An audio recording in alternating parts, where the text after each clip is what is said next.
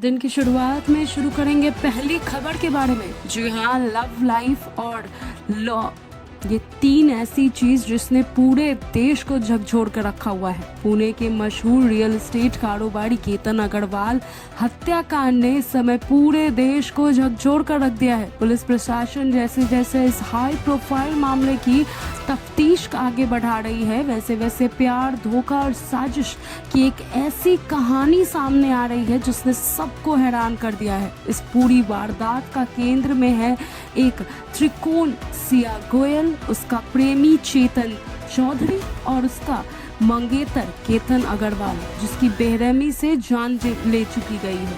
इस पूरी खूनी दास्तान की शुरुआत किसी सोशल मीडिया प्लेटफॉर्म या डेटिंग ऐप से नहीं हुई थी, बल्कि इसकी जड़ें बेहद पारिवारिक थी।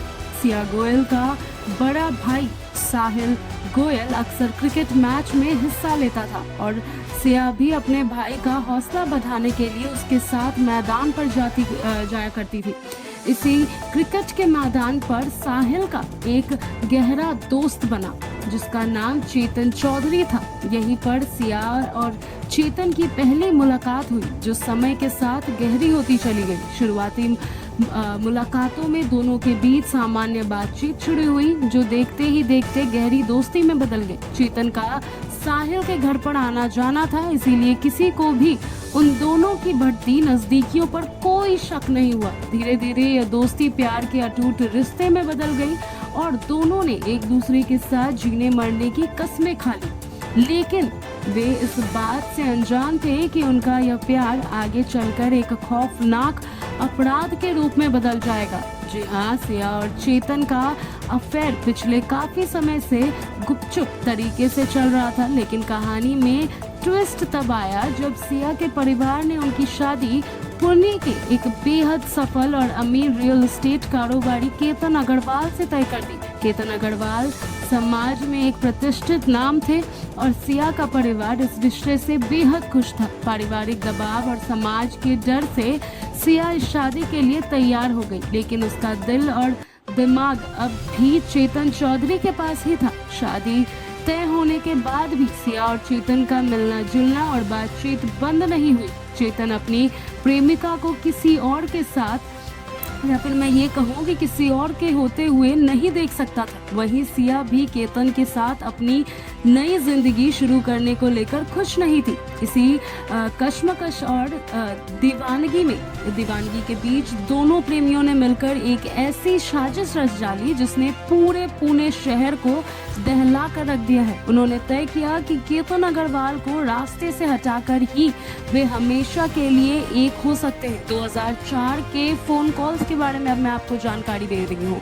केतन अग्रवाल की हत्या के बाद जब पुणे पुलिस ने मामले की जांच शुरू की तो उनके हाथ में कई चौंकाने वाले सबूत लगे। पुलिस की साइबर सेल और तकनीकी टीम ने जब सिया और चेतन के मोबाइल फोन खंगाले तो पता चला कि वारदात के आसपास के दिनों में दोनों के बीच रिकॉर्ड या फिर मैं ये कहूँ कि दोनों के कॉल रिकॉर्ड 2004 फोन कॉल से हुआ है। जी हाँ, यानी कि इन दोनों की बातचीत 2004 से चल रही है। यह संख्या दर्शाती है कि हत्या की साजिश को अंजाम देने के लिए दोनों किस हद तक एक दूसरे के संपर्क में थे और पल पल की प्लानिंग कर रहे थे। जांच को भटकाने के लिए दोनों अपराधियों ने बेहद शातिर तरीके अपनाया था। वारदात को अंजाम देने के तुरंत बाद दोनों ने अपने मोबाइल से सभी व्हाट्सएप और नॉर्मल मैसेजेस को पूरी तरीके से डिलीट कर दिया। हालांकि पुलिस की फॉरेंसिक टीम अब उन डिलीट किए गए चैट्स को रिकवर करने में जुटी हुई है। इसके अलावा पुलिस को एक खास सिग्नल यानी कि संकेत के बारे में भी सुराग मिला है जिसके इस्तेमाल सिया ने चेतन को या फिर मैं कहूँ कि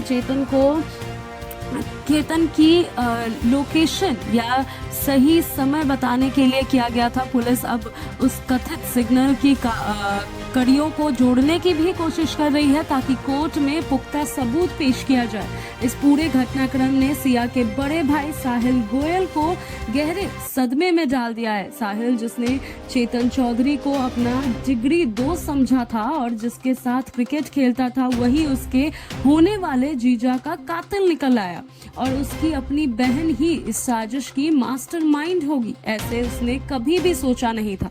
साहिल की जरिए ही चेतन को उनका घर में एंट्री मिली थी, जिसका फायदा उठाकर चेतन ने सिया को अपने जाल में फंसा लिया और इसे खूनी खेल को अंजाम दिया।